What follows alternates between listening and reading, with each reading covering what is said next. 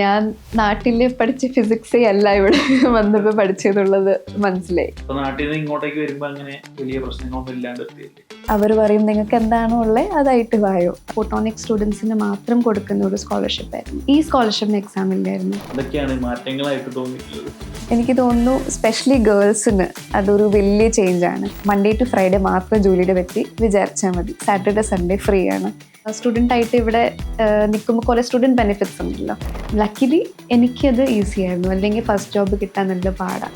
PR next മന്ത് കിട്ടും. ഭയങ്കര മോട്ടിവേഷണൽ ആയിട്ടുള്ളൊരു കവർ ലെറ്റർ വെക്കുകയാണെങ്കിൽ അത് ഹെൽപ്ഫുള്ളാണ്. ജർമൻസ് വർക്ക് ലൈഫ് ബാലൻസിന് വളരെ ഒരു ഇമ്പോർട്ടൻസ് കൊടുക്കുന്ന ആൾക്കാരാണ്. ഹൈ ഗൈസ്, ദീപക്കാണ് കരിയർ വൈസ്. അപ്പോൾ ഇന്ന് നമ്മുടെ കൂടെ ഉള്ളത് ജർമ്മനിയിൽ വന്ന് മാസ്റ്റേഴ്സ് ചെയ്ത് ഇപ്പം കറന്റ് ജോലി ചെയ്തുകൊണ്ടിരിക്കുന്ന നയൻതാരയാണ്. Nayanthara, welcome to the show. Thank you. അപ്പോ നമുക്ക് നാട്ടിൽ നിന്ന് തന്നെ തുടങ്ങാം. നാട്ടിൽ നിന്ന് ഏതായിരുന്നു ഡിഗ്രി കഴിഞ്ഞത്?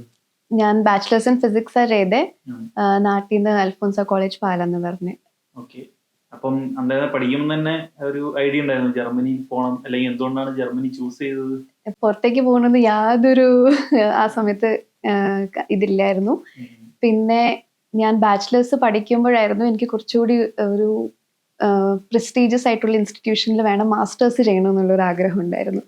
ആ ഒരു ഇത് വന്നതെന്ന് വെച്ചാൽ ഫൈനൽ ഇയർ ഒരു ബാച്ചിലേഴ്സിൻ്റെ പ്രോജക്റ്റ് ചെയ്യുമ്പം IIST ട്രിവാൻഡ്രത്തുള്ള Indian Institute of Space and Technology എന്ന് പറഞ്ഞ ആ ഇൻസ്റ്റിറ്റ്യൂട്ടിൽ ഒരു പ്രോജക്റ്റ് ചെയ്യാൻ അവസരം കിട്ടിയായിരുന്നു. അവിടുത്തെ സൂപ്പർവൈസർ PhD ചെയ്തതൊക്കെ വെളിയിലായിരുന്നു. അപ്പം പുള്ളിയുടെ ഒരു എക്സ്പീരിയൻസും പുള്ളിയായിട്ടുള്ള ഒരു മാസമായിരുന്നു ആ പ്രോജക്റ്റ് ചെയ്തത്. അപ്പോഴത്തേക്കും ഞാൻ ഭയങ്കര ഇൻസ്പയർ ആയി. പുറത്തുനിന്ന് നമ്മളുടെ പഠിക്കുന്ന എഡ്യൂക്കേഷൻ്റെയും അങ്ങനെയൊക്കെ കാര്യങ്ങളും. പക്ഷെ ഫസ്റ്റ് ഒരു പ്രസ്റ്റീജിയസ് ഇൻസ്റ്റിറ്റ്യൂട്ട് കണ്ടുപിടിക്കലായിരുന്നു. അതിന് ഞാൻ ജാം എഴുതലും, ജാം ഒരു എക്സാം ആണ് നമ്മൾ MSc IITs ഒക്കെ ചെയ്യാൻ വേണ്ടിയിട്ട് ഇന്ത്യയിൽ തന്നെ നമുക്ക് ചെയ്യാം. ആദ്യത്തെ ഒരു പ്രസ്റ്റീജിയസ് ഇൻസ്റ്റിറ്റ്യൂട്ടിൽ നിന്ന് മാസ്റ്റേഴ്സ് ചെയ്യലായിരുന്നു. പക്ഷെ അറിയാലോ, ഇന്ത്യയിൽ നമുക്ക് സീറ്റ്സ് ജനറൽ ആൾക്കാർക്ക് വളരെ കുറവാണ്. അങ്ങനെ ഞാൻ ആഗ്രഹിച്ച IITയിൽ അഡ്മിഷൻ കിട്ടിയില്ല. അപ്പം എൻ്റെ ബ്രദറൊക്കെ പറഞ്ഞു എന്താ പുറത്തെ യൂണിവേഴ്സിറ്റീസ് നോക്കാത്തെ. അപ്പം ആ സമയത്ത് എൻ്റെ സീനിയേഴ്സ് ആയിട്ട് ആരും അങ്ങനെ ആ കോളേജിലും ഇല്ലായിരുന്നു ഫിസിക്സ് മാസ്റ്റേഴ്സ് ഒക്കെ പുറത്ത് ചെയ്യാൻ വേണ്ടിയിട്ട് പോയിട്ടുള്ള ആൾക്കാർ. അപ്പം ഞാൻ ബേസിക് തൊട്ട് ഒരു സെർച്ച് ആയിരുന്നു. അന്ന് ChatGPT ഒന്നും ഇല്ലല്ലോ. അപ്പം top universities in the world എന്ന് പറഞ്ഞ ജർമ്മനി എന്നുള്ളൊരു സ്ഥലം ആ സമയത്ത് മനസ്സിലില്ലായിരുന്നു. ഞാൻ ഫുള്ളി ഓപ്പൺ ആയിരുന്നു. എല്ലാം Australia, Canada, UK, Ireland, Germany എല്ലാം ഞാൻ നോക്കി. എൻ്റെ മെയിൻ എയിം ഒരു സ്കോളർഷിപ്പ് കിട്ടി പോകാനുള്ളതായിരുന്നു. കാരണം പുറത്ത് പഠിക്കല് ഒരു എക്സ്പെൻസീവ് ആണല്ലോ. അങ്ങനെ എല്ലായിടത്തും ഏറ്റവും ആദ്യം ഞാൻ സ്കോളർഷിപ്സ് തപ്പാൻ തുടങ്ങി. അങ്ങനെയാണ് ജർമ്മനിയിൽ ട്യൂഷൻ ഫീസ് ഇല്ല എന്നുള്ള ഒരു കാര്യം ഹൈലൈറ്റ് ആയിട്ട് വന്നതും. പിന്നെ ഞാൻ എല്ലായിടത്തും അപ്ലൈ ചെയ്യാൻ തുടങ്ങി സ്കോളർഷിപ്സിന് വേണ്ടിയിട്ട്. അങ്ങനെ എൻ്റെ main aim physics or astrophysics അതായിരുന്നു ഞാൻ മെയിൻ എയിം ചെയ്തിട്ട് അപ്ലൈ ചെയ്തുകൊണ്ടിരുന്നത്. അതിനെ പറ്റി ഞാൻ കൂടുതലും പിന്നെ റിസർച്ച് ചെയ്യാൻ തുടങ്ങിയപ്പം മനസ്സിലാക്കിയത് ഫിസിക്സും ആസ്ട്രോഫിസിക്സും മെയിൻ ആക്കി വെച്ച് നമ്മൾ ഒരു മാസ്റ്റേഴ്സ് എടുത്താൽ ഇൻഡസ്ട്രിയിലേക്ക് കയറാൻ പാടായിരിക്കും. അക്കാഡമിക്സിലൊക്കെ പോകാൻ വേണ്ടിയിട്ടാണെങ്കിൽ അതെ, അങ്ങനെയാണെങ്കിൽ masters in physics or astrophysics എടുത്താൽ കുഴപ്പമില്ല. പക്ഷെ എനിക്ക് കുറച്ചുകൂടി ഇൻഡസ്ട്രി ബേസ്ഡ് ആയിട്ടുള്ള ഒരു കോഴ്സ് വേണമെന്നൊക്കെ ആയിരുന്നു. അപ്പം ഞാൻ ഫോട്ടോണിക്സ് കാണുന്നേ. പിന്നെ ഓപ്റ്റിക്സ് റിലേറ്റഡ് മാസ്റ്റേഴ്സ് ഒക്കെ ഞാൻ തപ്പി ലിസ്റ്റ് ഔട്ട് ചെയ്തു. ഞാൻ ഇപ്പോഴും ഓർക്കുന്നുണ്ട്, ഒരു Excel ഫയലൊക്കെ ഉണ്ടാക്കിയിട്ട് ഞാൻ എല്ലാം ആപ്ലിക്കേഷൻ ഡേറ്റ്, ഡെഡ് ലൈൻസ് എന്താ, ഏതൊക്കെ സ്കോളർഷിപ്സ് അവർ പ്രൊവൈഡ് ചെയ്യുന്നത്, അങ്ങനെ മൊത്തം ഒന്ന് ലിസ്റ്റ് ചെയ്തിട്ട് അപ്ലൈ ചെയ്ത് അങ്ങനെ ഇവിടുത്തെ ഫ്രെഡറിക് യൂണിവേഴ്സിറ്റി ഇവിടുത്തെ എബെ സ്കൂൾ ഓഫ് ഫോട്ടോണിക്സിൽ സ്കോളർഷിപ്പ് കിട്ടിയപ്പോൾ ഞാൻ പിന്നെ ജർമ്മനിയിൽ ഞാൻ വേറെയും ഓപ്റ്റിക്സ് ഉള്ള KIT-യിലുണ്ട്. പിന്നെ പ്രസ്റ്റീജിയസ് ആയിട്ടുള്ള അന്ന് ഞാനിങ്ങനെ ഫേമസ് ആയിട്ടുള്ള നോക്കിയപ്പം എപ്പോഴും KIT പിന്നെ എബെ സ്കൂൾ ഓഫ് ഫോട്ടോണിക്സ്, ഇത് രണ്ടുമായിരുന്നു അന്ന് കണ്ടുകൊണ്ടിരുന്നത്. വേറെ ഒരു കോഴ്സ് ഉണ്ടായിരുന്നു ഇറാസ്മസ് മുണ്ടസ് എന്ന് പറഞ്ഞിട്ട്. അത് ഓപ്റ്റിക്സ് റിലേറ്റഡ് ആയിരുന്നു. അത് നല്ലൊരു ഓപ്ഷൻ ആയിരുന്നു. അതാവുമ്പം നമുക്ക് പല സെമസ്റ്റേഴ്സ് പല രാജ്യങ്ങളിൽ ചെയ്യാം. അത് പക്ഷെ എനിക്ക് അവിടെ സ്കോളർഷിപ്പ് കിട്ടിയില്ല, അഡ്മിഷൻ കിട്ടി. അപ്പം അത് ഫീസ് എന്തോ €1000 സംതിങ് പെർ സെമസ്റ്റർ അങ്ങനെ ഉണ്ടായിരുന്നു. പിന്നെ ഇത് വന്നപ്പം ഈ ഓപ്ഷൻ അങ്ങ് എടുത്തു. അങ്ങനെ ഇവിടെ സ്കോളർഷിപ്പ് കിട്ടിയിട്ടാണ്, നാട്ടിൽ നിന്ന് കിട്ടിയിട്ടാണ് വന്നത് സ്കോളർഷിപ്പ്. അപ്പൊ അതുകൊണ്ട് നമുക്ക് ഇപ്പം ലിവിങ് എക്സ്പെൻസ് കാണിക്കേണ്ട വന്നിട്ടുണ്ടോ, അതോ ബ്ലോക്ക്ഡ് അക്കൗണ്ട് എമൗണ്ട് ഒന്നും കാണിക്കേണ്ട വന്നിട്ടില്ല? ഇല്ല. ആകെ നമ്മൾ ഈ വിസയ്ക്ക് അപ്ലൈ ചെയ്യുമ്പം അഡ്മിഷൻ ലെറ്ററും ഈ സ്കോളർഷിപ്പിന്റെ ലെറ്റർ മാത്രം വെച്ചാൽ മതി. ആ ബാങ്ക് റിലേറ്റഡ് കാര്യങ്ങൾ ആ ട്രബിൾസ് ഒന്നും ഉണ്ടായില്ല. അപ്പൊ ഇതിന്റെ ആപ്ലിക്കേഷൻ പ്രോസസും കാര്യങ്ങളൊക്കെ എങ്ങനെയായിരുന്നു? ഈ സ്കോളർഷിപ്പിന് അപ്ലൈ ചെയ്യാൻ വേണ്ടിയിട്ട് കുറെ ക്രൈറ്റീരിയസ് ഉണ്ടോ, കുറെ ടഫ് ആണോ, എങ്ങനെയൊക്കെയാണ്? എനിക്ക് തോന്നുന്നു ഞാൻ പല കൺട്രീസിലോട്ടും ഉള്ള സ്കോളർഷിപ്പ് ആപ്ലിക്കേഷൻസ് അയച്ച് വന്നപ്പം ഓരോ പ്രാവശ്യം കവർ ലെറ്റർ ഇംപ്രൂവ് ആയിക്കൊണ്ടിരുന്നു. അങ്ങനെയായിരുന്നു.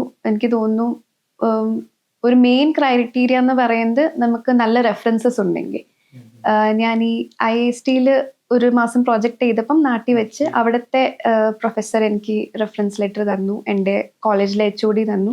നല്ല റെഫറൻസസ് പ്ലസ് ഒരു നല്ല മോട്ടിവേഷണൽ കവർ ലെറ്റർ. നമ്മളിപ്പം ഒരു ഡിഗ്രി കഴിഞ്ഞ് വരുമ്പോഴത്തേക്ക് നമുക്ക് എക്സ്പീരിയൻസസ് വേറെ ഇല്ലല്ലോ. അപ്പം PhDക്കൊക്കെ അപ്ലൈ ചെയ്യുന്ന പോലെ തന്നെ ഒരു ഭയങ്കര മോട്ടിവേഷണൽ ആയിട്ടുള്ള ഒരു കവർ ലെറ്റർ വെക്കുകയാണെങ്കിൽ അത് ഹെൽപ്ഫുള്ളാണ്. പിന്നെ എല്ലാം സ്കോളർഷിപ്സും കവർ ലെറ്റർ ബേസ്ഡ് അല്ല കേട്ടോ. ഇങ്ങനെ എൻട്രൻസ് എക്സാം ഉള്ള സ്കോളർഷിപ്സ്. ഇത് സ്കൂൾ ഓഫ് ഫോട്ടോണിക്സിന്റെ മാത്രം, ഫോട്ടോണിക്സ് സ്റ്റുഡൻസിന് മാത്രം കൊടുക്കുന്ന ഒരു സ്കോളർഷിപ്പ് ആയിരുന്നു. ഈ സ്കോളർഷിപ്പിന് എക്സാം ഇല്ലായിരുന്നു. പിന്നെ നമ്മളിപ്പം ജനറൽ ആയിട്ട് ജർമ്മനിയിലെ സ്കോളർഷിപ്സ് നോക്കിയാൽ ഇത് കിട്ടുന്നോന്നില്ല. നമ്മൾ ഓരോ യൂണിവേഴ്സിറ്റിയുടെ ഓരോ ഡിപ്പാർട്ട്മെന്റിന്റെ പെർട്ടിക്കുലർ ആയിട്ട് സൈറ്റിൽ പോയിട്ട് സ്കോളർഷിപ്സ് നോക്കണം. അങ്ങനെയാണ് ഇതും എനിക്ക് കിട്ടിയത്. നാട്ടിൽ നിന്ന് ഇങ്ങോട്ടേക്ക് വരുമ്പോ അങ്ങനെ വലിയ പ്രശ്നങ്ങളൊന്നും ഇല്ലാണ്ട് ഫൈനൽ കേസ് നോക്കുമ്പോൾ ഈസി ആയിരുന്നു. പക്ഷെ ആ ഒരു പ്രോസസ്സിലേക്ക് എത്താൻ കുറെ നാള് ഞാൻ റിസർച്ച് ചെയ്തു. കാരണം എനിക്കും അങ്ങനെ സീനിയേഴ്സ് ആരും ഇല്ലായിരുന്നു പറഞ്ഞു തരാൻ വേണ്ടിയിട്ടും. എൻ്റെ കോണ്ടാക്ട്സിലുള്ളവരും ആരും ഇല്ലായിരുന്നു. അപ്പം ബേസിക് ആയിട്ട് റിസർച്ച് ചെയ്ത് കുറച്ച് മാസങ്ങൾ എടുത്തു. മെയിൻ ആയിട്ട് പിന്നെ സ്കോളർഷിപ്പിന് അപ്ലൈ ചെയ്യുമ്പോൾ നമ്മൾ ഒരു വർഷം മുന്നേ അത് അപ്ലൈ ചെയ്യണം. കാരണം മെയിൻ സ്കോളർഷിപ്സിന്റെ ഡെഡ്ലൈൻ ഒക്കെ വളരെ നേരത്തെ ആയിരിക്കും. ഇപ്പം എൻ്റെ കേസിൽ തന്നെ സെപ്റ്റംബർ ഇൻടേക്ക് ആയിരുന്നു എൻ്റെ കോഴ്സ്. പക്ഷേ പ്രീവിയസ് ഇയർ ഡിസംബറിൽ ആപ്ലിക്കേഷൻ, സ്കോളർഷിപ്പിന്റെ ആപ്ലിക്കേഷൻ ഡെഡ്ലൈൻ. ഡിഗ്രി കഴിഞ്ഞിട്ടായിരുന്നു ഈ ആപ്ലിക്കേഷൻ കാര്യങ്ങളൊക്കെ മൂവ് ചെയ്യാൻ തുടങ്ങിയത്, അതോ ഫൈനൽ ഇയർ ആകുമ്പോൾ തന്നെ തുടങ്ങിയത്? ഇല്ല, ഫൈനൽ ഇയർ ആയപ്പോ തുടങ്ങിയില്ല. ഞാൻ ജാമിന്റെ കോച്ചിങ് ഒക്കെ ചെയ്തു. അപ്പം ഒരു ഗ്യാപ്പ് വന്നായിരുന്നു ഇത് കഴിഞ്ഞിട്ട്. അപ്ലൈ ചെയ്തു. ആ സമയത്ത് ഞാൻ വെറുതെ ഇരുന്നില്ല. ഞാനൊരു സോളർ ഒബ്സർവേറ്ററിയിൽ ഇന്റേൺഷിപ്പിന് പോയി. അപ്പം അവിടത്തെയും പ്രൊഫസറിന്റെ സയന്റിസ്റ്റിന്റെ ഒരു റെഫറൻസ് ഉണ്ടായിരുന്നു. അപ്പൊ നാട്ടിൽ നിന്ന് ഇങ്ങോട്ട് വരുന്നതിന് മുന്നേ ഇവിടെ ആരെങ്കിലും കോണ്ടാക്ട് ഉണ്ടായിരുന്നു ആ സമയത്ത്? അതോ ഇങ്ങോട്ടേക്ക് ഫ്രഷ് ആയിട്ട് വരുമ്പോൾ ഉള്ള ഒരു ടെൻഷനും കാര്യങ്ങളൊക്കെ ഉണ്ടായിരുന്നു?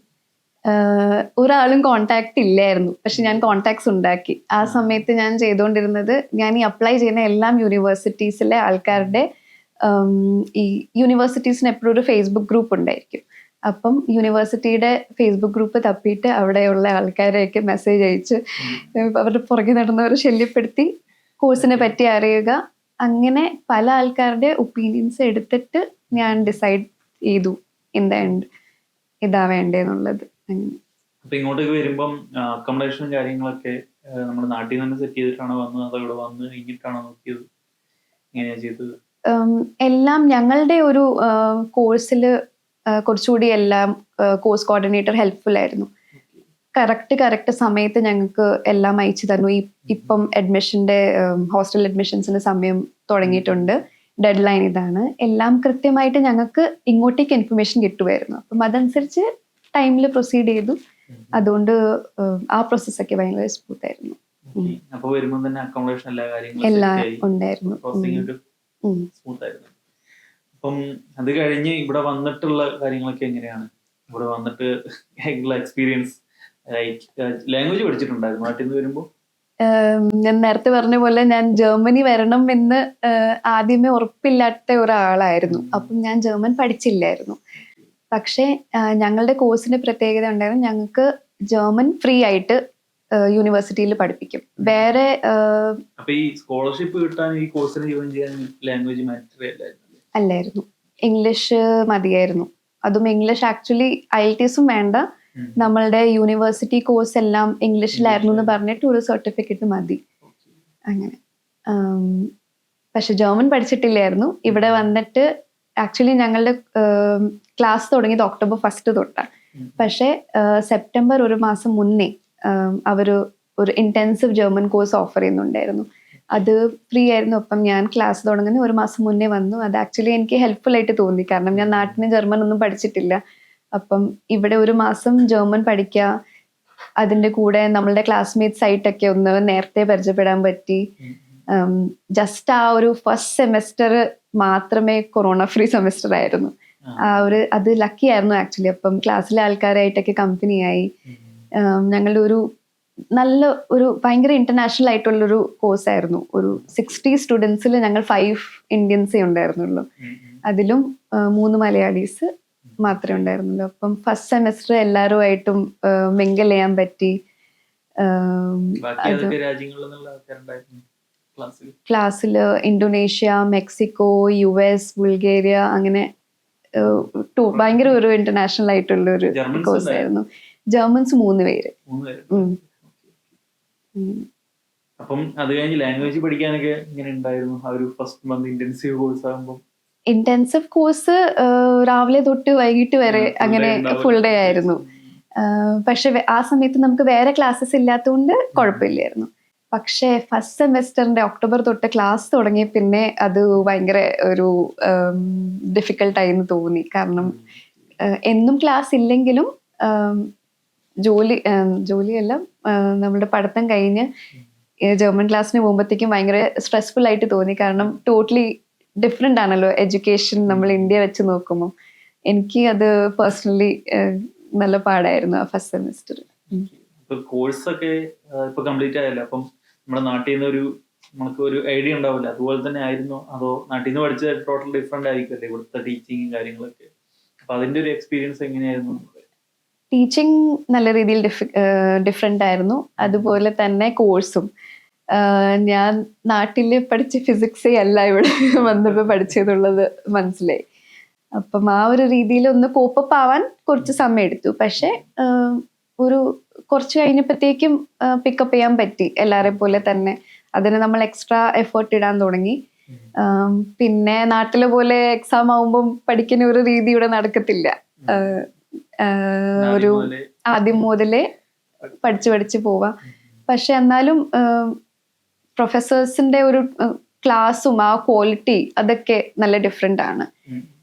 ഇന്ത്യയിലെ വേറെ പ്രസ്റ്റീജിയസ് ഇൻസ്റ്റിറ്റ്യൂട്ട്സും നല്ല കോളേജസും ഒക്കെ ഉണ്ട്.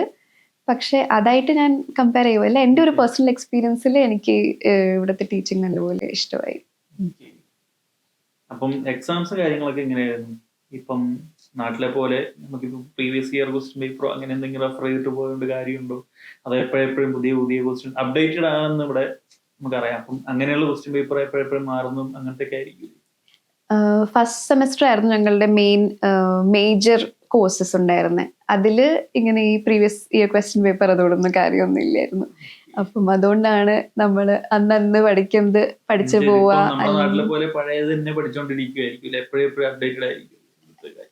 ഇവിടുത്തെ സിലബസും അപ്ഡേറ്റഡ് ആയിരുന്നു. ഓരോ ഇയർ പുതിയതായിട്ട് അവർ അപ്ഡേറ്റ് ചെയ്യുന്നു. ക്വസ്റ്റ്യൻ പേപ്പേഴ്സും അതുപോലെ തന്നെയായിരുന്നു. അപ്പം നമ്മൾ പഠിക്കുന്നത്, പക്ഷെ എനിക്ക് തോന്നിയത് നാട്ടിൽ പഠിച്ചു കഴിയുമ്പോൾ നമ്മൾ പിന്നെ അങ്ങ് മറന്നു പോകും. പക്ഷെ ഇവിടുത്തെ കുറച്ചുകൂടി കോൺസെപ്റ്റ്സ്, ഇപ്പൊ ഇക്വേഷനും ഫോർമുലയും അങ്ങനത്തെ കാര്യങ്ങളല്ല, പക്ഷെ കോൺസെപ്റ്റ്സ് നമുക്ക് മനസ്സിലിരിക്കും. ലാബും കാര്യങ്ങളൊക്കെ വരുമ്പോൾ അത് നല്ല വ്യത്യാസമാണ്. ഇപ്പൊ നാട്ടില് ഇപ്പോഴും എല്ലാം പഴയ ഇലക്ട്രോണിക്സ് ലാബും എല്ലാം പഴയ ഒരു സെറ്റപ്പിലാണ്. പക്ഷെ ഇവിടുത്തെ എല്ലാം അപ്ഡേറ്റഡാ. അപ്പം നമുക്ക് പെട്ടെന്ന് ഒരു ഇൻഡസ്ട്രിയിലേക്ക് മാറുമ്പോൾ ഒരു ഗ്യാപ്പ് തോന്നിക്കത്തില്ല. അതെ, പഠിക്കുന്നത് തന്നെ നമുക്ക് അപ്ലൈ ചെയ്യാൻ പറ്റുന്നുണ്ട്. അങ്ങനെ നമുക്ക് ഈ സ്കോളർഷിപ്പ് കിട്ടിയെന്ന് പറഞ്ഞില്ല, അപ്പൊ ആ ഒരു എമൗണ്ട് വെച്ചിട്ട് തന്നെ നമുക്ക് ഇവിടുത്തെ എക്സ്പെൻസും കാര്യങ്ങളൊക്കെ കവർ ചെയ്ത് പോകുന്നുണ്ടായിരുന്നു? എനിക്ക് ആ സമയത്ത് കിട്ടിയ ഒരു സ്കോളർഷിപ്പ് ധാരാളമായിരുന്നു. അതുകൊണ്ട് ഞാൻ ആ ഒരു 2 ഇയർ എനിക്ക് സ്കോളർഷിപ്പ് കിട്ടി. ആ 2 ഇയറും ഞാൻ പാർട്ട് ടൈമിന് പോയില്ല. അതുകൊണ്ട് അപ്പൊ അത് കഴിഞ്ഞിട്ട് പാർട്ട് ടൈമിന് പോയത്? ആ, അത് ഒരു അൺലക്കി സെമസ്റ്റർ ആയിരുന്നു. അത് കഴിഞ്ഞ് കൊറോണ വന്നുകൊണ്ട് ഒരു 2 വർഷത്തിൽ കോഴ്സ് തീർക്കാൻ പറ്റിയില്ല. കാരണം ഞങ്ങളുടെ കോഴ്സ് ഒരു വലിയ കുറച്ച് എക്സ്റ്റെൻസീവ് ആയിട്ടൊരു കോഴ്സാണ്. അതിൽ ഞങ്ങൾക്ക് ഇന്റേൺഷിപ്പ്, ഒരു സെക്കൻഡ് ഇന്റേൺഷിപ്പിന് പറഞ്ഞ റിസർച്ച് ലാബ് വർക്ക് അങ്ങനെയുണ്ട്, പിന്നെ തീസിസ് ഉണ്ട്. അപ്പം ഞാൻ കുറച്ചുകൂടി എക്സ്പെരിമെന്റൽ ആയിട്ടുള്ള കോഴ്സസ് ആയിരുന്നു എടുത്തത്. അത് റിലേറ്റഡ് ഇന്റേൺഷിപ്പ് ഒക്കെ ചെയ്യുമ്പോൾ കൊറോണ സമയം ആയതുകൊണ്ട് ലാബ് എല്ലാം അടിച്ചു. അപ്പം എവിടെ അപ്ലൈ ചെയ്താലും ലാബ്സ് ക്ലോസ്ഡ് ആണെന്ന് പറഞ്ഞവർ എടുക്കുന്നില്ലായിരുന്നു. അങ്ങനെ വന്നപ്പം കോഴ്സ് കുറച്ചുകൂടി ലാഗായി.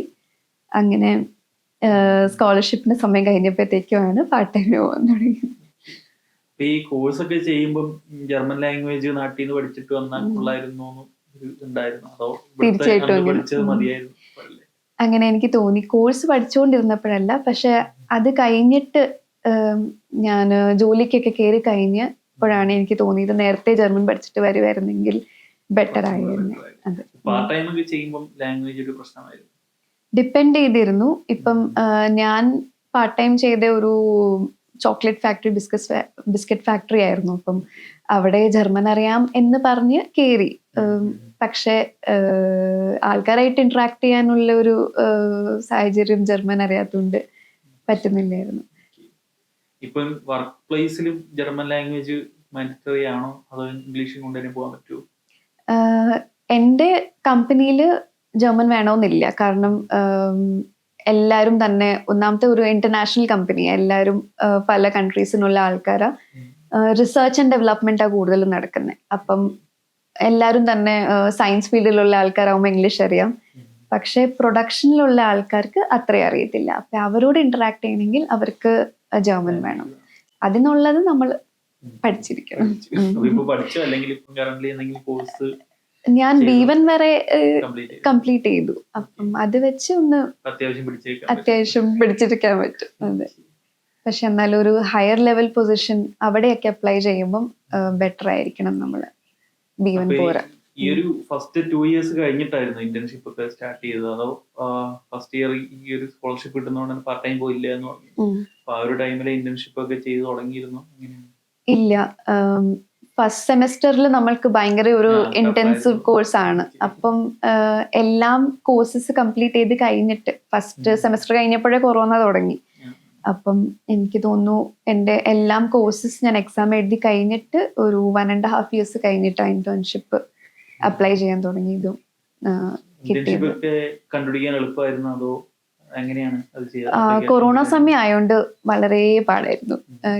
അപ്ലൈ ചെയ്ത് ഒരു 1-2 ആപ്ലിക്കേഷൻ ഒന്നുമല്ല, എന്നും ഇരുന്നിങ്ങനെ അപ്ലൈ ചെയ്യുക. പിന്നെ ഒന്ന് കൊറോണയുടെ സിറ്റുവേഷൻ ഒക്കെ ഒന്ന് കുറഞ്ഞു വന്നപ്പം ആൾക്കാർ അക്സെപ്റ്റ് ചെയ്യാൻ തുടങ്ങി. അങ്ങനെ ഇപ്പം എനിക്ക് തോന്നുന്നു അന്നത്തെക്കാളും ഇൻഡസ്ട്രിയിലോട്ടൊക്കെ സ്റ്റുഡൻസിനെ എടുക്കാൻ തുടങ്ങിയിട്ടുണ്ട്. അന്ന് ജർമ്മൻ ഇല്ലെങ്കിൽ ഇൻഡസ്ട്രിയിലോട്ട് ഒട്ടും സ്റ്റുഡൻസിനെ എടുക്കാറില്ലായിരുന്നു. പക്ഷെ ഇപ്പം കമ്പനീസ് ഒക്കെ കൊഹിറൻറ്റും അങ്ങനെ ട്രൂംഫയലും ഒപ്റ്റിക്സിന്റെ ഇൻഡസ്ട്രീസിലെ പിള്ളേർക്ക് തീസിസ് ചെയ്യാൻ ഓപ്ഷൻ ഉണ്ട്. അതൊക്കെ കുറച്ചുകൂടി ഇപ്പം ബെറ്റർ ഓപ്പർച്യൂണിറ്റീസ് ഉണ്ട്. അപ്പൊ ഇപ്പം നാട്ടിൽ നിന്നാണെങ്കിൽ ഫിസിക്സ് പഠിച്ച ഒരു സ്റ്റുഡന്റിന്, അല്ലെങ്കിൽ സ്റ്റെം ഫീൽഡിൽ ഏതാണ് ഫിസിക്സ് കെമിസ്ട്രി ഒക്കെ പഠിച്ച സ്റ്റുഡൻസിന് ഇവിടെ ഇപ്പോഴും ഓപ്പർച്യൂണിറ്റീസ് ഉണ്ട്? അതെ, ഞാൻ പറയുവാണെങ്കിൽ ഇന്ത്യയിലെ ഒരു സ്റ്റെം പഠിച്ച ആൾക്ക് കിട്ടുന്ന ഓപ്പർച്യൂണിറ്റീസിനെക്കാളും കൂടുതൽ തീർച്ചയായിട്ടും ജർമ്മനിയിലുണ്ട്. നമുക്ക് ബെറ്റർ ആയിട്ടുള്ളത് ഇവിടെ മാസ്റ്റേഴ്സ് കഴിഞ്ഞിട്ട് ജോലിക്ക് കയറുന്നതാണോ, അതിപ്പോ നാട്ടിൽ തന്നെ കുറെ മാസ്റ്റേഴ്സ് കഴിഞ്ഞിട്ട് ഇങ്ങോട്ടേക്ക് വരുന്ന ഏതായിരിക്കും ബെറ്റർ? രണ്ടിനും അതിൻ്റെതായ പോസിറ്റീവും നെഗറ്റീവും ഉണ്ട്. ഇപ്പം പല പിള്ളേരും +2 കഴിഞ്ഞിട്ട് വരുന്നുണ്ട്. ബാച്ചിലേഴ്സ് തൊട്ട് നമ്മൾ ഇവിടെ ജർമ്മനിയിൽ പഠിക്കുവാണെങ്കിലുണ്ട് ഒരു ഗുണം എന്താണെന്ന് വെച്ചാൽ ജർമ്മൻ നമ്മൾ പഠിക്കും, ബാച്ചിലേഴ്സ് ജർമ്മനിൽ ചെയ്യും. അതിൻ്റെ ഒരു അഡ്വാൻറ്റേജ് വേറെ. അതേ സമയത്ത് നമ്മൾ ബാച്ചിലേഴ്സും മാസ്റ്റേഴ്സും ചെയ്ത് കഴിഞ്ഞിട്ട് ഇവിടെ വരുമ്പം നമുക്ക് കുറച്ചുകൂടി ഒരു കോഴ്സിനെ പറ്റി ഒരു ഐഡിയ കിട്ടും. അപ്പം അങ്ങനെയാണെങ്കിൽ പക്ഷെ ജർമ്മൻ പഠിച്ചിട്ട് വരണം. അതാണ്. പിന്നെ പലരെയും ഞാൻ കണ്ടിട്ടുണ്ട്, അവർ മാസ്റ്റേഴ്സ് കഴിഞ്ഞിട്ട് ഇവിടെ വന്നിട്ട് വേറൊരു മാസ്റ്റേഴ്സിന് ജോയിൻ ചെയ്തിട്ട് വേറെ ജോലിക്ക് അപ്ലൈ ചെയ്തിട്ട് ജോലി കിട്ടുന്നുണ്ട്. അവർ പിന്നെ ഇവിടെ ജോയിൻ ചെയ്ത മാസ്റ്റേഴ്സ് നിർത്തും, ജോലിക്ക് കയറും. അങ്ങനത്തെ ഒരു പോസിബിലിറ്റിയും ഉണ്ട്. അപ്പം ബെറ്റർ എനിക്ക് തോന്നുന്നത് ഇവിടുത്തെ മാസ്റ്റേഴ്സ് കഴിഞ്ഞ് നമ്മളൊരു ജോലിക്ക് കയറുവാണെങ്കിൽ എന്ന് വെച്ചാൽ നമ്മൾ പഠിക്കുമ്പോൾ തന്നെ ഇൻഡസ്ട്രിയിലുള്ള കാര്യങ്ങളൊക്കെ പഠിക്കുന്നത് കൊണ്ട് ബെറ്റർ ആയിരിക്കും. അതെ അതെ, അതാണ് മിക്ക പിള്ളേര് സ്റ്റാർട്ടിങ് ചെയ്യുന്ന ഒരു മിസ്റ്റേക്കും ഉണ്ട്. വരുമ്പോഴേ അവര് പാർട്ട് ടൈം ഒക്കെ ചെയ്ത് കയറും. പാർട്ട് ടൈമിന് പോകരുതെന്നല്ല, പക്ഷെ ഒരു സ്റ്റുഡൻ്റ് ആയിട്ട് വരുമ്പോഴത്തേക്കും നമുക്ക് സ്റ്റുഡൻറ് അസിസ്റ്റന്റ് ജോബ്സ് ഉണ്ടല്ലോ, അപ്പം അതിനെയൊക്കെ പെയ്ഡാണത്. അതിനൊക്കെ പോയിട്ട് നമ്മൾ CV ഒന്ന് ബെറ്റർ ആക്കാൻ നോക്കുക. അങ്ങനെയാവുമ്പോൾ നമ്മൾ ഒരു സ്റ്റുഡൻറ് ലൈഫ് കഴിഞ്ഞിട്ട് ഇൻഡസ്ട്രിയിലേക്ക് പോകാൻ മാസ്റ്റേഴ്സ് കഴിഞ്ഞിട്ടൊന്ന് അപ്ലൈ ചെയ്യുമ്പോൾ ഒരു നല്ല CV-യാ. ഫസ്റ്റ് ജോബാണ് കിട്ടാൻ എപ്പോഴും പാട്. അപ്പം ആ ഒരു ഓപ്ഷൻ ആയിരിക്കും ബെറ്റർ. കോഴ്സ് കഴിഞ്ഞ് ഇറങ്ങുമ്പോൾ എക്സ്പീരിയൻസും കൂടെ നമ്മൾ CV-യിൽ ആഡ് ചെയ്യാൻ പറ്റും. അപ്പം എന്താ വെച്ചാൽ കൂടുതൽ ആൾക്കാരും പെട്ടെന്ന് തന്നെ ഇവിടെ വരുമ്പോൾ നമ്മളെ വിളിക്കുമ്പോൾ തന്നെ നമുക്ക് പാർട്ട് ടൈം ചെയ്യാൻ, പാർട്ട് ടൈം ജോലി കിട്ടുമോ, അല്ലെങ്കിൽ പാർട്ട് ടൈം ചെയ്ത് എത്ര സാലറി നമുക്ക് ഒരു മന്ത്ലി എത്ര ഹവേഴ്സ് വർക്ക് ചെയ്യാൻ പറ്റും, ഇതൊക്കെയാണ് കൂടുതൽ സ്റ്റുഡൻസ് മെയിൻ ആയിട്ട് ഫോക്കസ് ചെയ്യുന്നത്, സ്റ്റഡീസിനെക്കാട്ട് കൂടുതലായിട്ട്. അപ്പം അതൊരു നെഗറ്റീവ് ആണല്ലേ ശരിക്കും. കാരണം നമ്മൾ ആ സമയത്ത് പൈസയുടെ പറ്റി ആലോചിക്കുമ്പോൾ ടൈമാണ് നമ്മൾ വാല്യൂ കൊടുക്കാത്തത്.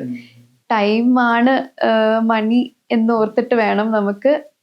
പല ആൾക്കാരെ പിന്നെ ചെയ്യാറുള്ളതെന്ന് വെച്ചാൽ സ്റ്റുഡൻ്റ് ആയിട്ട് ഇവിടെ നിൽക്കുമ്പോൾ കുറെ സ്റ്റുഡൻറ് ബെനിഫിറ്റ്സ് ഉണ്ടല്ലോ, അപ്പൊ അവർ ഓർക്കും സെമിസ്റ്റർ ഫീസ് കൊടുത്ത് അങ്ങ് സ്റ്റുഡൻ്റ് ആയിരിക്കുന്നതിൻ്റെ ഒരു ടൈം നീട്ടിക്കൊണ്ട് പോയാൽ ആ ഒരു സമയത്ത് പാർട്ട് ടൈമും ചെയ്യാം, പൈസ ഉണ്ടാക്കാം. പക്ഷെ അതോട് വരുന്നത് നമ്മുടെ ഒരു അക്കാഡമിക് പ്രൊഫൈൽ നമ്മൾ പൂരാക്കുവാണ്. അതേ സമയത്ത് ആ പാർട്ട് ടൈമിന്റെ പകരം എന്തെങ്കിലും അക്കാഡമിക് പ്രോജക്ട്സോ, ഇപ്പം യൂണിവേഴ്സിറ്റീസിലൊക്കെ ഹെവി ജോബ്സ് ഉണ്ട്, അങ്ങനെയൊക്കെ പോയി അതിൽ കൂടെ പൈസ ഉണ്ടാക്കുന്നതായിരിക്കും കുറച്ചുകൂടി ബെറ്റർ.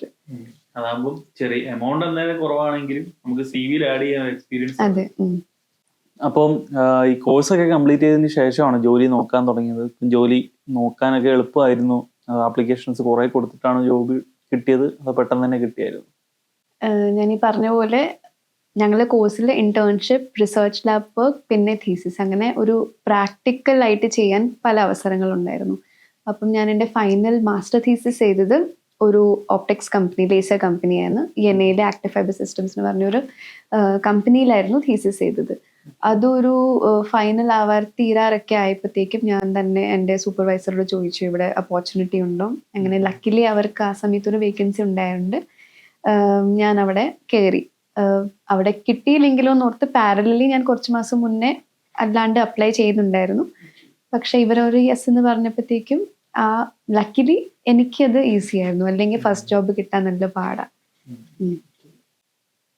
ഇന്റേൺഷിപ്പ് ഡ്യൂറേഷൻ ഒക്കെ എത്ര ഉണ്ടായിരുന്നു? അപ്പോൾ അവിടെ 6 months ആയിരുന്നു, അതോ അതിൽ കൂടുതൽ അവിടെ വർക്ക് ചെയ്തിട്ടുണ്ടായിരുന്നു? എൻ്റെ കമ്പനിയിൽ തീസിസ് ചെയ്തത് അത് ഒരു 6 months ഡ്യൂറേഷൻ ആയിരുന്നു. പക്ഷേ എൻ്റെ ഒരു സ്പെഷ്യൽ കേസ് ആയിരുന്നു. 6 months ആയപ്പോഴത്തേക്കും എൻ്റെ തീസിസ് തീർന്നിട്ടില്ലായിരുന്നു. അതൊരു കമ്പനിയിൽ കുറച്ച് ഡിലേസ് വന്നായിരുന്നു പ്രോജക്റ്റിന്റെ. എൻ്റെ കേസിൽ എൻ്റെ സൂപ്പർവൈസർ മാറി. അത് മാറിയപ്പോഴത്തേക്കും കുറച്ചുകൂടി ടൈം വേണ്ടി വന്നു. പക്ഷെ എൻ്റെ കമ്പനി കുറച്ച് സപ്പോർട്ടീവ് ആയിരുന്നു. അപ്പം അവര് ഒരു ഓപ്ഷൻ തന്നു, എനിക്ക് സ്റ്റുഡൻ്റ് ആയിട്ട് ഇരിക്കുമ്പോൾ തന്നെ ജോലിക്ക് കയറാം. പിന്നെ എനിക്ക് പ്ലസ് അവർ അഡ്വാൻറ്റേജും കുറച്ച് തന്നു. കുറച്ച് ടൈം എനിക്ക് വേണമെങ്കിൽ എനിക്ക് തീസിസ് കംപ്ലീറ്റ് ചെയ്യാൻ എടുക്കാം, അത് കഴിഞ്ഞ് കമ്പനിയുടെ വർക്ക് ചെയ്താൽ മതി എന്നുള്ളത്. അപ്പം ഞാൻ രണ്ടും ഒരുമിച്ച് കൊണ്ടുവന്നു. ഞാൻ ഒരു നവംബറാണ് ജോലിക്ക് കയറിയത്, പക്ഷെ ഡിസംബർ വരെ ഞാൻ തീസിസ് ചെയ്തു.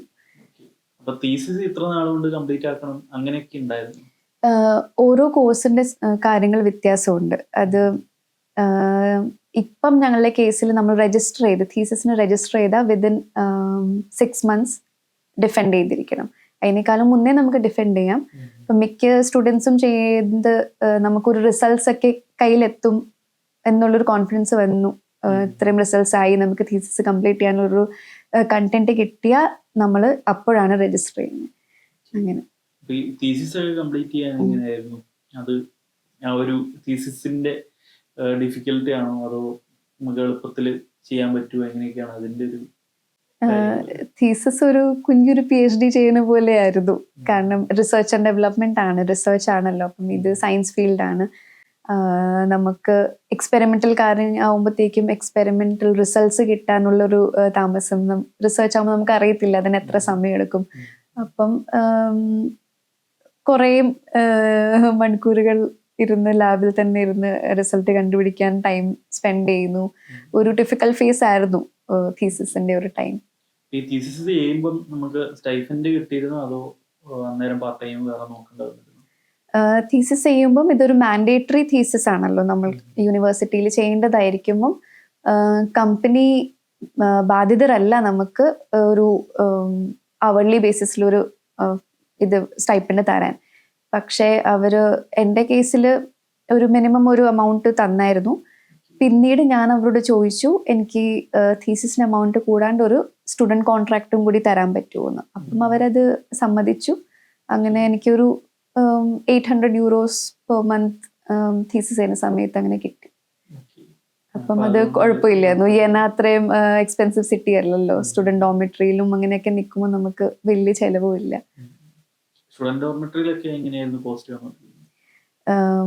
അത് ഒരു 5 years മുന്നത്തെ കാര്യം. അപ്പം ആ സമയത്ത് ഒരു 12 meter സ്ക്വയർ റൂമായിരുന്നു എൻ്റെ. €190 ഉണ്ടായിരുന്നല്ലോ. പക്ഷെ ഇപ്പം ഒരു 250 ഒക്കെ ആവുമായിരിക്കും. മൊത്തത്തോടെ ഇവിടെ കമ്പയറിംഗ് ടു അതായത് വേറൊരു സിറ്റിനെ കമ്പയർ ചെയ്യുമ്പോൾ എനയിലെ ചെലവ് കുറവാണ്. ആസ് എ സ്റ്റുഡൻറ് വലിയ സിറ്റീസിൽ നിൽക്കുന്നേക്കാളും ചെലവ് കുറവാണ് എനയിൽ നിൽക്കുമ്പോൾ. വേറെ സ്ഥലത്തെവിടെയും തീസിസോ കാര്യങ്ങളോ അങ്ങനത്തെ എന്തെങ്കിലും ഇന്റേൺഷിപ്പോ കാര്യങ്ങളോ ചെയ്തിരുന്നു.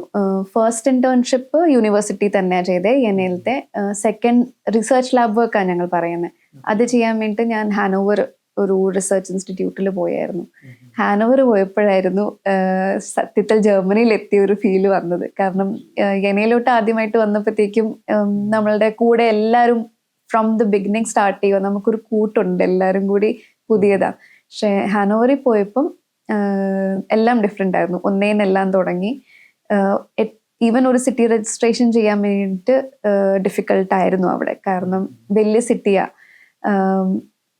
അപ്പോയിൻമെന്റ്സ് കിട്ടാൻ താമസം. സ്റ്റുഡൻ്റ് ആയിരിക്കുമ്പം ഹാനോവറിലെ കാര്യങ്ങൾ വ്യത്യാസമാണ്. അവരൊരു അക്കൗണ്ടിൽ കുറച്ച് പൈസ ചോദിക്കും.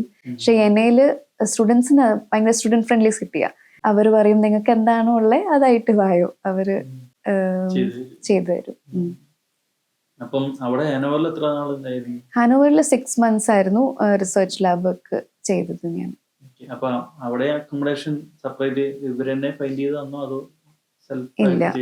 ഇല്ല.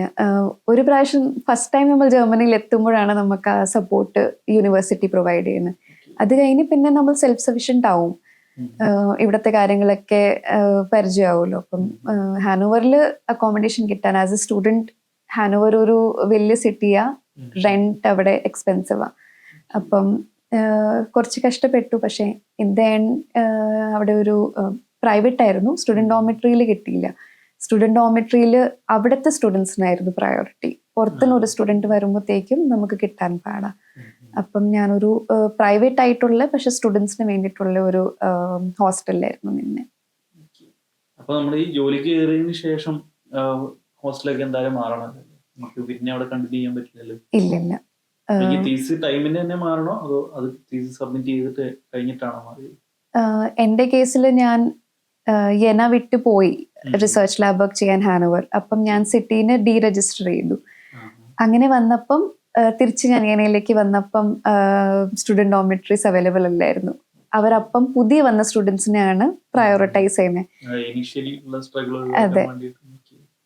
അതുകൊണ്ട് പിന്നെ വീണ്ടും യെനയിലേക്ക് വന്നപ്പം ഒരു ഒന്നേന്നായിരുന്നു വീട് തപ്പാൻ തുടങ്ങിയതും. ആ സമയത്ത് ഷെയർഡ് ആയിട്ടുള്ള അപ്പാർട്ട്മെന്റ്സ്. ഇപ്പം ചില സ്റ്റുഡൻസ് ഇന്റേൺഷിപ്പ് ചെയ്യാൻ വേറൊരു സിറ്റിയിലേക്ക് പോകുമ്പം അവർ അപ്പാർട്ട്മെന്റ് വിടത്തില്ല, അവർ ആ അപ്പാർട്ട്മെന്റ് സബ്ലെറ്റ് ചെയ്യും. അങ്ങനെ പല അപ്പാർട്ട്മെന്റ്സിൽ സബ്ലെറ്റ് ആയിട്ട് നിന്ന് ഞാൻ പിന്നെ തിരിച്ചു വന്നപ്പോൾ നിന്നത്. ഇപ്പം ജോലി കയറിയിട്ട് എങ്ങനെയുണ്ട്? വർക്ക് ലൈഫ് ബാലൻസ് ആണല്ലോ ജർമ്മനിയുടെ എല്ലാവരും പറയുന്ന മെയിൻ ആയിട്ടുള്ള കാര്യം. അപ്പം അതിനെ കുറിച്ചൊക്കെ എന്താണ് പറയാനുള്ളത്? എൻ്റെ കേസിൽ ഞാൻ തീസിസ് ചെയ്തതും ജോലി ചെയ്യുന്നതും സെയിം കമ്പനിയിലായതുകൊണ്ട് അങ്ങനെ പെട്ടെന്നൊരു ഡിഫറൻസ് തോന്നിയില്ല. പക്ഷെ വർക്ക് ലൈഫ് ബാലൻസ് ജർമ്മനിയിലുള്ള ഒരു കാര്യം കറക്റ്റ് തന്നെയാണ്.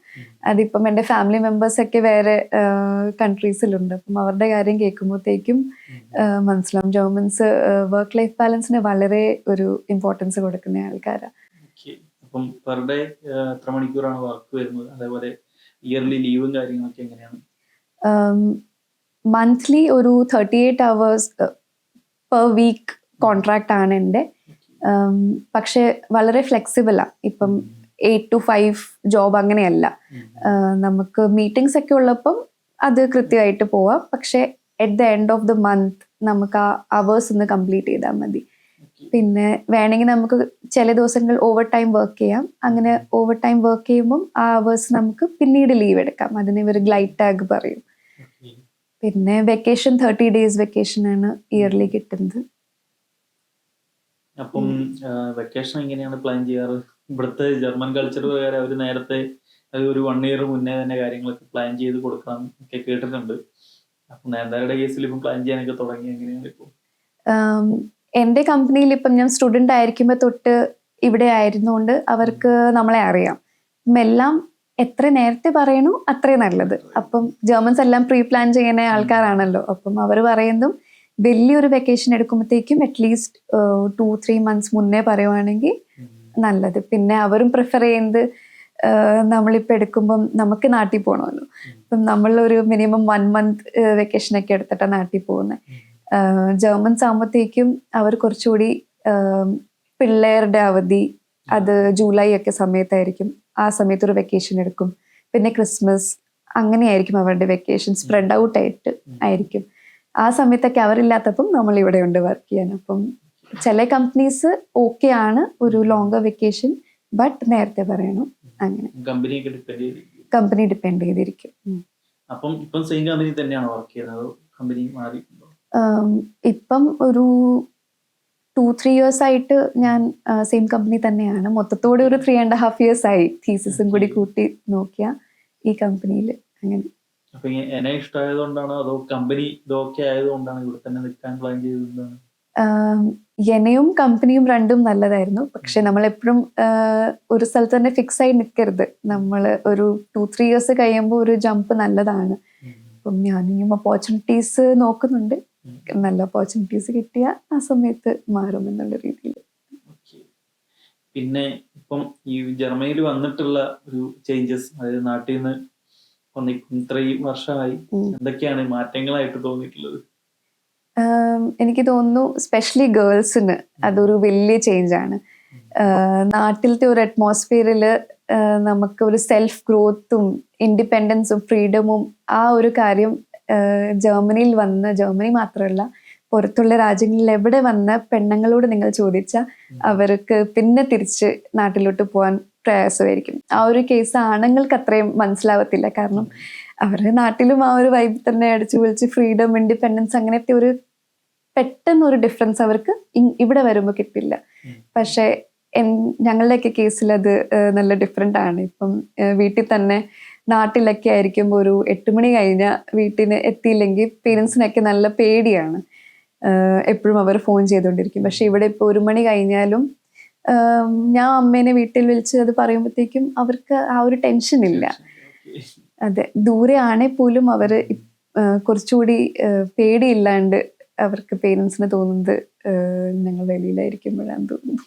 പിന്നെ ഇവിടെ വന്നിട്ടുള്ള ലൈക്ക് ഡിസ്ക്രിമിനേഷൻ അങ്ങനെ എന്തെങ്കിലും ഫീൽ ചെയ്തിട്ടുണ്ടോ? അതൊരിക്കലും ഇവിടെ ഫീൽ ചെയ്തിട്ടില്ല. കുറച്ചുകൂടി എനിക്ക് തോന്നുന്നു നാട്ടിലായിരുന്നു. നാട്ടിലിപ്പം ഞാൻ നാട്ടിൽ ജോബ് ചെയ്തിട്ടില്ല, വർക്ക് ചെയ്തിട്ടില്ല. പക്ഷെ എൻ്റെ ഫ്രണ്ട്സ് കൂടൊക്കെ ഞാൻ സംസാരിക്കുമ്പോഴത്തേക്കും ഞാനത് മനസ്സിലാക്കിയിട്ടുണ്ട്. അവർക്കൊരു നാട്ടിലത്തെ കൾച്ചറിൽ വർക്ക് ചെയ്യുമ്പം ആ ഒരു ഡിസ്ക്രിമിനേഷൻ ഫീൽ ചെയ്യുന്നതും ഇവിടെ എല്ലാ രീതിയിലും നമ്മൾ ഈക്വൽ ആയിട്ടാണ് കാണുന്നത്. അപ്പം ആ ഒരു രീതിയിലുള്ള ഡിസ്ക്രിമിനേഷൻ ഒരിക്കലും ഫീൽ ചെയ്തിട്ടില്ല. എല്ലാ രീതിയിലും കൂടുതൽ എക്സ്പോഷർ കിട്ടിയിട്ടേ ഉള്ളൂ. അപ്പം ഡെവലപ്പ് ചെയ്യാൻ കുറച്ചുകൂടി കൂടുതൽ ഓപ്പർച്യൂണിറ്റീസ് പെണ്ണുങ്ങൾക്ക് കൂടുതൽ ഇവിടെ എനിക്ക് തോന്നിയിട്ടുണ്ട്. അപ്പം നമ്മള് ജർമ്മനി ചൂസ് ചെയ്തതുകൊണ്ട് ഏതെങ്കിലും ഒരു സമയത്ത് എന്തെങ്കിലും റിഗ്രറ്റ് ചെയ്യേണ്ട വന്നിട്ടുണ്ടോ? അതെനിക്ക് വേറൊരു ഇന്ന സ്ഥലത്ത് പോയാൽ കുറച്ചും കൂടെ ബെറ്റർ ആയിരുന്നു, അങ്ങനെ വല്ല ഫീലിങ്സ് ഇതുവരെ ഏതെങ്കിലും വന്നിട്ടുണ്ടോ? അത് ഒരിക്കലും നമുക്ക് പറയാൻ പറ്റത്തില്ല എന്ന് എനിക്ക് തോന്നുന്നു.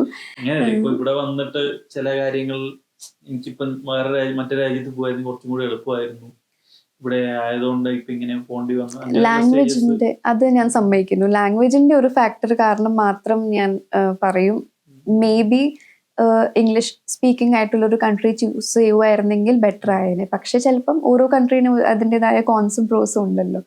ആ കൺട്രിയിലെ ചിലപ്പം വേറെ രീതിയിലായിരിക്കും എന്തെങ്കിലും എനിക്ക് ഇഷ്ടപ്പെടാതെ വരുന്നതോ അങ്ങനെ. ഇപ്പം പി ആർ കിട്ടിയോ? ആപ്ലിക്കേഷൻ പി ആർ നെക്സ്റ്റ് മന്ത് കിട്ടും. പക്ഷെ പ്രൊസീജിയർ വെച്ച് കുറച്ചുകൂടി മുന്നേ കിട്ടുന്നതായിരുന്നു. ഞാൻ സ്റ്റുഡന്റ് ആയിരിക്കുമ്പം വർക്കിന് കയറിയോണ്ട് ആ ഒരു ടൈം അവർ കൺസിഡർ ചെയ്തില്ല. അപ്പം അങ്ങനെ ഒരു കാര്യം കൂടിയുണ്ട്. ഞാൻ ചെയ്ത ഒരു മിസ്റ്റേക്ക് ആയിരുന്നു എന്ന് കൂടി പറയാം. നമ്മളിപ്പം സ്റ്റുഡന്റ് ആയിരിക്കുമ്പോൾ നമുക്ക് ഒരു 240 hours ഉണ്ടല്ലോ ഇയർലി വർക്ക് ചെയ്യാൻ പറ്റുന്നത്. അത് ആ ഒരു സമയത്ത് നമുക്ക് ഫുൾ ടൈം ആയിട്ട് വർക്ക് ചെയ്യാൻ പറ്റും, കയറാം. പക്ഷെ ആ ഒരു കാര്യം നമ്മൾ ഔസ്ലാൻഡർ ബിഹോഡയിൽ ഒന്ന് റിട്ടൺ ആയിട്ട് ഇമെയിൽ ത്രൂ ഒരു പ്രൂഫ് വേണം അവരെ അറിയിക്കണം. ഞാൻ വിസ അപ്പോയിന്റ്മെന്റ് സമയത്ത് വെർബലിയാ പറഞ്ഞ്. അപ്പം അതൊരു പ്രൂഫ് ഇല്ലാതെ പോയി. അതായിരുന്നു ഒരു പ്രശ്നം. അല്ലെങ്കിൽ കുറച്ചുകൂടി മുന്നേ പി ആർ ആവേണ്ടതായിരുന്നു. നാട്ടില് ഡിഗ്രിക്ക് ഫിസിക്സ് ആയിരുന്നല്ലോ യൂസ് ചെയ്തത്. അപ്പോൾ വേറെയും കുറെ ഓപ്ഷൻസ് ഉണ്ടായിരുന്നല്ലോ. അപ്പൊ എന്തുകൊണ്ടാണ് ഫിസിക്സ് ചൂസ് ചെയ്യാൻ കാരണം? ഞാനൊക്കെ ബാച്ചിലേഴ്സ് അല്ലെങ്കിൽ +2 കഴിഞ്ഞപ്പോഴത്തേക്കും എൻ്റെ സ്കൂളിൽ മാക്സിമം പിള്ളേർ ഒന്നെങ്കിൽ മെഡിസിന് പോകുന്നു അല്ലെങ്കിൽ എഞ്ചിനീയറിങ്ങിന് പോകുന്നു. എനിക്ക് ഫിസിക്സ് ജെന്യുവൻലി ഇഷ്ടമുള്ള ഒരു സബ്ജക്റ്റ് ആയിരുന്നു. അപ്പം കുറച്ച് മാറി ചെയ്യാമെന്നോർത്ത് ഡിഗ്രി എടുത്തു, BSc ഫിസിക്സ് ചെയ്തു. അപ്പം ആ സമയത്ത് എൻ്റെ ഒരു തുടങ്ങിയപ്പം ഞാൻ റിസർച്ചിന് പോകുന്നു, സയൻറ്റിസ്റ്റ് ആവുന്നു, അങ്ങനത്തെ ഒരു ഇതിലായിരുന്നു വന്നത്. എൻ്റെ കൂടെ പഠിച്ച പിള്ളേരോടൊക്കെ ഞാൻ ചോദിക്കുമ്പം ഫിസിക്സിൽ സ്കോപ്പ് ഉണ്ട് എന്ന് പറഞ്ഞിട്ട് അവർ വന്നേ. പക്ഷെ എന്താണെന്ന് ചോദിക്കുമ്പോൾ ആർക്കും ഒരു ഐഡിയ ഇല്ല, ഇത് കഴിഞ്ഞിട്ട് എന്താണെന്നുള്ളൊരു ഐഡിയ ഇല്ല. അത് നമ്മളുടെ പുറത്തോട്ട് കിട്ടുന്ന ഒരു എക്സ്പോഷറിന്റെ കുറവ് കാരണം കൂടിയായിരുന്നു. എനിക്ക് തോന്നുന്നു എൻ്റെ കൂടെ ഫിസിക്സ് പഠിച്ചോര് ഒന്നെങ്കിൽ അത് കഴിഞ്ഞ് MSc ഫിസിക്സിന് പോയി, അത് കഴിഞ്ഞ് ചിലർ BEd, ചിലർ നെറ്റ് എഴുതാൻ നോക്കി. അതിനേക്കാളും കൂടുതൽ കുറെ പേര് ആ ഫീൽഡ് തന്നെ വിട്ട് പിന്നെ PSc, ബാങ്ക് കോച്ചിങ് ആ ഒരു ദിശയിലേക്കാണ് പോയത്. കുറെ പേര് അങ്ങനെ പോകുന്നുണ്ട്. അതെ, നമുക്കിപ്പം നാട്ടിലൊരു ഫിസിക്സ് കഴിഞ്ഞ ഒരു സ്റ്റുഡന്റ് ഇപ്പൊ ഇവിടെ ചെയ്യാൻ പറ്റിയ കോഴ്സസിനെ പറ്റി ഒരു ഐഡിയ കൊടുക്കാൻ പറ്റും. എന്നുവെച്ചാൽ ഇപ്പം കറന്റ്ലി മാർക്കറ്റിൽ അവൈലബിൾ ആയിട്ടുള്ള പൊസിഷൻസും അപ്പൊ അത് റിലേറ്റഡ് ആയിട്ടുള്ള കോഴ്സസും അങ്ങനെ എന്തൊക്കെയുള്ളതെന്നൊരു ഐഡിയ കൊടുക്കാൻ. ഞാൻ തന്നെ ഇപ്പം ഫിസിക്സ് എടുത്ത് കഴിഞ്ഞിട്ട് ഫോട്ടോണിക്സ് ഉണ്ട്, ആസ്ട്രോഫിസിക്സിന്റെ കോഴ്സസും അങ്ങനെ എല്ലാം ഞാൻ പുറത്തെ യൂണിവേഴ്സിറ്റീസിന് ഒരു റിസർച്ച് ചെയ്തപ്പോഴായിരുന്നു എനിക്ക് കിട്ടിയത്. കാരണം കുറച്ചുകൂടി സ്പെസിഫിക് ഫീൽഡ്സിന് പല കോഴ്സസ് ഉണ്ട് ഇവിടെ. അങ്ങനെ ഇവിടെ വരുവാണെങ്കിൽ ഫോട്ടോണിക്സ് ഒരു ഓപ്റ്റിക്സിന് പറഞ്ഞ് നമ്മൾ ആദ്യം ഓർക്കും സ്പെസിഫിക് ഫീൽഡാണെന്ന്. പക്ഷെ ഇതിൽ തന്നെ വളരെ ബ്രോഡായിട്ട് പല ടോപ്പിക്സ് ഉണ്ട്. ഞാൻ സ്പെസിഫിക്കലി ഞാൻ ഇന്റേൺഷിപ്പും തീസിസും എല്ലാം ചെയ്തത് ലേസർ ഫിസിക്സ് ഇല്ലായിരുന്നു. കാരണം ഞാൻ ഓർത്ത് കുറച്ചുകൂടി ഇൻഡസ്ട്രിയിൽ യൂസ് ചെയ്യുന്ന ലേസർ സിസ്റ്റംസും അങ്ങനെയൊക്കെയാണ്. ഇപ്പം കോമൺലി നമ്മൾ ലേസറിന് കേൾക്കുമ്പോഴത്തേക്കും ഒന്നെങ്കിൽ ഐ സർജറി ചെയ്യാൻ വേണ്ടിയിട്ട്, അല്ലെങ്കിൽ പറഞ്ഞ പോലെ പള്ളിപ്പറന്നാളിലെ ലേസർ അങ്ങനെ. പക്ഷെ അത് മാത്രമല്ല, ഇതിന് പല ആപ്ലിക്കേഷൻസ് ഉണ്ട്. ഇപ്പം സെമി കണ്ടക്ടർ ഇൻഡസ്ട്രി തന്നെ എത്ര വലിയ ഇൻഡസ്ട്രി, അവിടെ ലേസർ ഇല്ലെങ്കിൽ പറ്റത്തില്ല. മെഡിക്കൽ സെക്ടർ നോക്കുവാണെങ്കിൽ അവിടെ ആയാലും ലേസർ ഇല്ലെങ്കിൽ ഇല്ല. അങ്ങനെ എല്ലാം വലിയ ഇൻഡസ്ട്രിയിലേക്ക് ഓപ്റ്റിക്സ്, ലേസർ അതിൻ്റെയൊക്കെ യൂസ് ഉണ്ട്. ഇതിൻ്റെയൊക്കെ കാര്യങ്ങൾ നമ്മൾ ഇപ്പം ഇവിടുത്തെ യൂണിവേഴ്സിറ്റീസിൽ ഇന്റേൺഷിപ്പും പല പ്രാക്ടിക്കൽ എക്സ്പീരിയൻസസ് നേടുമ്പം നമുക്ക് കുറച്ചുകൂടി അറിയാൻ പറ്റും. അപ്പം ഇപ്പം നാട്ടിലെന്ന് വെച്ച് കഴിഞ്ഞാൽ ഒരു ഫിസിക്സ് കഴിഞ്ഞ് ഇങ്ങോട്ടേക്ക് വന്നിട്ട് കാര്യമുണ്ടോ, അല്ലെങ്കിൽ ഇവിടെ ഇന്ന കോഴ്സ് ഏതാ കോഴ്സ് പഠിക്കേണ്ടതെന്ന് ഒരു ഐഡിയ ഇല്ല സ്റ്റുഡൻസിന്. അല്ലാണ്ട് ഇന്ന ഐഡിയ ഉള്ള സ്റ്റുഡൻസിനാണെങ്കിൽ അത് കഴിഞ്ഞിട്ട് ഇപ്പം ജോലി കിട്ടുമോ എന്നുള്ളതൊക്കെ കുറെ കൺഫ്യൂഷനിലാണ്. അപ്പൊ ഇപ്പം സ്റ്റുഡൻസിന് എടുക്കാൻ പറ്റിയ കുറച്ച് കോഴ്സസ്, ലൈക്ക് ഇപ്പം കുറെ ജോബ് ഓപ്പർച്യൂണിറ്റീസ് ഉള്ളത് അല്ലെങ്കിൽ ഇനി വരാൻ പോകുന്ന അങ്ങനെ ടൈപ്പ് കുറച്ച് കോഴ്സസ് ഏതൊക്കെയാണെന്ന് പറയാൻ പറ്റും? എനിക്ക് തോന്നുന്നു ഫിസിക്സ് കഴിഞ്ഞിട്ട് നമുക്ക് എടുക്കാൻ പറ്റുന്ന ഒന്നെങ്കിൽ മാസ്റ്റേഴ്സ് ഇൻ ഓപ്റ്റിക്സ്, അല്ലെങ്കിൽ മെറ്റീരിയൽ സയൻസിന് ഇപ്പോൾ കുറേ ഓപ്പർച്യൂണിറ്റീസ് ഉണ്ട്. പിന്നെ nano engineering, even data analytics ഇതുവരെ ഫിസിക്സ് എടുത്ത ആൾക്കാർക്ക് എടുക്കാൻ പറ്റും. കാരണം ഇത്രയും റിസർച്ച് ഓറിയന്റഡ് ആയിട്ടുള്ള ഒരു ഫീൽഡ് ആയതുകൊണ്ട് നമുക്ക് ഡേറ്റ അനാലിറ്റിക്സിനും ഒത്തിരി സ്കോപ്പ് ഉണ്ട്. എനിക്ക് പരിചയമുള്ള തന്നെ ഈ യൂറോഫോട്ടോണിക്സിനൊക്കെ പോയ പിള്ളേർ പിന്നെ അതിലേക്ക് തിരിഞ്ഞതുണ്ട്. ഇത് കഴിഞ്ഞ് ഡയറക്റ്റ് ജോബിന് പോകുന്നതായിരിക്കും ബെറ്റർ, അതോ ഇപ്പം ഇവിടെ റിസർച്ച് അങ്ങനെ കാര്യങ്ങളിലേക്ക് പോകുന്നത്, ലൈക്ക് ഡോക്ടറേറ്റ് ഒക്കെ ചെയ്യുന്ന കുറെ ആൾക്കാരുണ്ടല്ലോ. അപ്പം എന്തായാലും എന്തുകൊണ്ടാണ് ജോബ് ചൂസ് ചെയ്തത് rather than റിസർച്ച്? എൻ്റെ ഒരു പേഴ്സണൽ ലൈക്ക് നേരത്തെ പറഞ്ഞായിരുന്നല്ലോ ഡിഗ്രി ചൂസ് ചെയ്യുമ്പോൾ എനിക്ക് ഇങ്ങനെ ഒരു കണ്ടു ലൈക്ക് സയന്റിസ്റ്റ് ഫീൽഡിലൊക്കെ ആയിരുന്നു മനസ്സിലെന്നുള്ളത്. അതെ, അപ്പം എന്തുകൊണ്ടാണ് ഇപ്പൊ മാറി ജോലിയിലേക്ക്? ഞാൻ ഒരു റിസർച്ച് ആൻഡ് ഡെവലപ്മെന്റ് ചെയ്യുന്ന ഒരു കമ്പനിയിലായിരുന്നല്ലോ തീസിസ് ചെയ്തത്. അപ്പം അവിടെ ഞാൻ വർക്ക് ചെയ്തപ്പോഴത്തേക്ക് മനസ്സിലായി ഇത് തന്നെ റിസർച്ച് ആണെന്ന്. അപ്പം ഇൻഡസ്ട്രി തന്നെ റിസർച്ച് ചെയ്യാൻ പറ്റുന്നുണ്ടെങ്കിൽ അതെനിക്ക് കുറച്ചുകൂടി ബെറ്റർ ആയിട്ട് തോന്നി. പക്ഷേ അതല്ല, ഇപ്പം PhD ചെയ്യാൻ താല്പര്യമുള്ളവരാണെങ്കിൽ എൻ്റെ ഒരു ഒപ്പീനിയനിൽ മാസ്റ്റേഴ്സ് തീരുമ്പോൾ ഉടനെ PhDക്ക് പോവുക. കാരണം ഒന്ന് ഇൻഡസ്ട്രി കയറി കഴിഞ്ഞിട്ട് നമുക്ക് പിന്നെ പാടായിരിക്കും PhDയിലേക്ക് പോവാൻ. അത് ഒരു ഇനർഷ്യ എന്ന് പറയാം, വീണ്ടും പഠിത്തത്തിലേക്ക് തിരിച്ചു പോകാന്നുള്ളൊരു കാര്യം. ഇപ്പോൾ ഫ്രണ്ട്സ് ആരെങ്കിലൊക്കെ PhD ചെയ്യുന്നുണ്ടോ? ലൈക്ക് അത് വിഷമാണോ, ജോലി ചെയ്യുന്ന അതായിരുന്നു എളുപ്പം ഒക്കെ അവര് ജസ്റ്റ് ഡിസ്കസ് ചെയ്തിട്ടുണ്ടാവുമല്ലോ. അപ്പം അതിന് അങ്ങനെയുള്ള എക്സ്പീരിയൻസ് ഉണ്ടായിരുന്നു?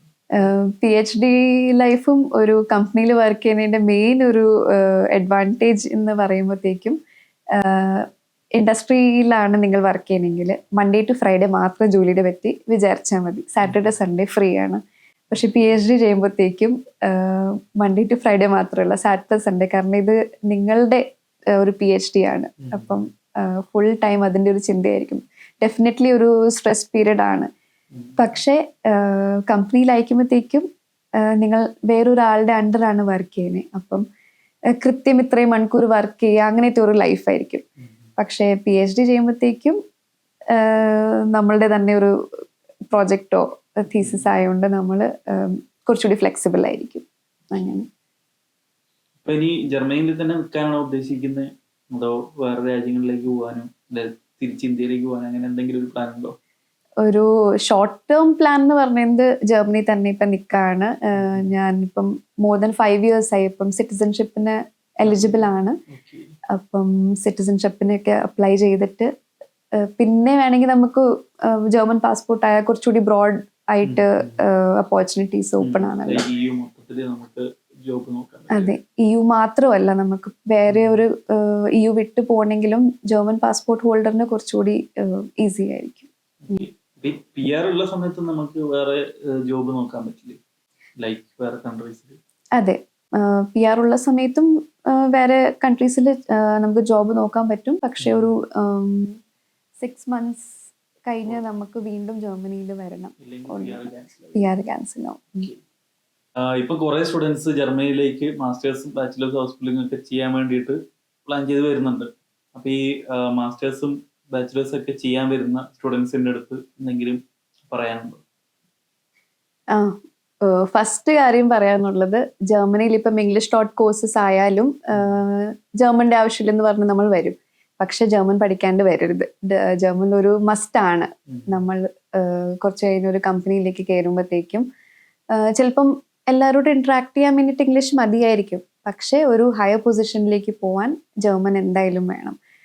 നമ്മളൊരു കൺട്രിയിൽ വരുമ്പോഴത്തേക്കും അവരുടേതായ ആൾക്കാരോട് ഇന്ററാക്ട് ചെയ്യണമെങ്കിൽ ജർമ്മൻ വേണം. അപ്പം ജർമ്മൻ എന്തായാലും പഠിച്ചിട്ട് വരണം. പിന്നെ ഒരു കാര്യം, എല്ലാവരും വരുമ്പോഴേ പാർട്ട് ടൈമിന് പോകും. കാരണം ഇപ്പം ലോൺ ഒക്കെ എടുത്തിട്ട് വന്നിട്ടുണ്ടെങ്കിൽ നമ്മളുടെ മനസ്സിൽ ആദ്യമേ ലോൺ തീർക്കാൻ നോക്കാം. അല്ലെങ്കിൽ ഒന്ന് നമ്മൾ പാർട്ട് ടൈം പോകാൻ തുടങ്ങുമ്പോഴത്തേക്കും കയ്യിലോട്ട് പൈസ വരാൻ തുടങ്ങുമ്പോൾ നമ്മൾ അതിലേക്ക് അങ്ങ് ഡൈവേർട്ട് ആവും. പക്ഷെ നമ്മൾ വന്ന ഒരു മോട്ടീവ് മറക്കരുത്. ആദ്യം തന്നെ നമ്മളുടെ ഒരു എഡ്യൂക്കേഷണൽ CV ഉണ്ടല്ലോ, അത് ഇംപ്രൂവ് ആക്കാൻ വേണ്ടിയിട്ട് നമുക്ക് കിട്ടുന്ന എല്ലാം ഓപ്പർച്യൂണിറ്റീസ്, ഇപ്പൊ യൂണിവേഴ്സിറ്റിയിൽ കുറേ കാര്യങ്ങൾ അവർ പ്രൊവൈഡ് ചെയ്യുന്നുണ്ട്. വർക്ക്ഷോപ്സ് ഉണ്ട്, കുറേ ഔട്ട്റീച്ച് ഈവൻറ്റ്സ് ഉണ്ട്. അവിടെയൊക്കെ പോയി എപ്പോഴും ഓപ്പർച്യൂണിറ്റി യൂസ് ചെയ്യുക.